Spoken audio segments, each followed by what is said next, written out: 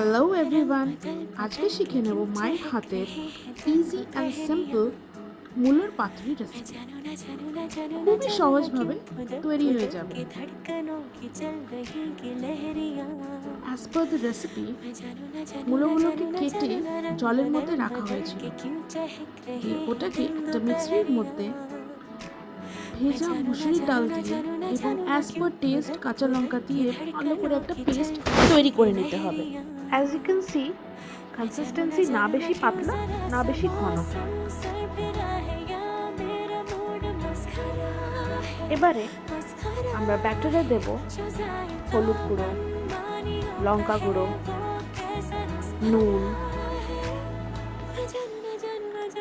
Jaggery powder,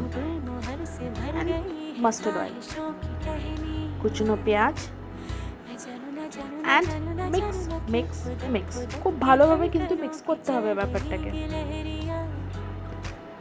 যেন একদম একটা মাখো মাখো ব্যাপার হয়, জাস্ট লাইক ইয়োর রিলেশনশিপ।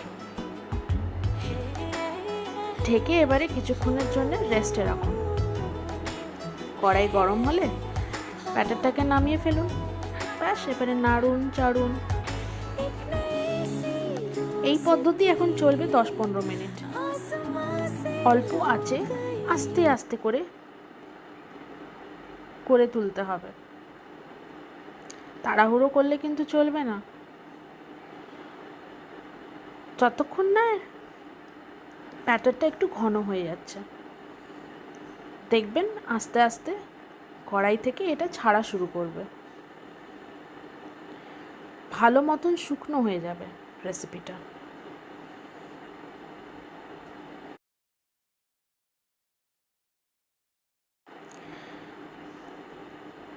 যেই মুহূর্তে দেখবেন যে কড়াই থেকে ছেড়ে গেছে, ব্যাস গার্নিশ করুন ধনেপাতা দিয়ে, আর গরম গরম সার্ভ করুন।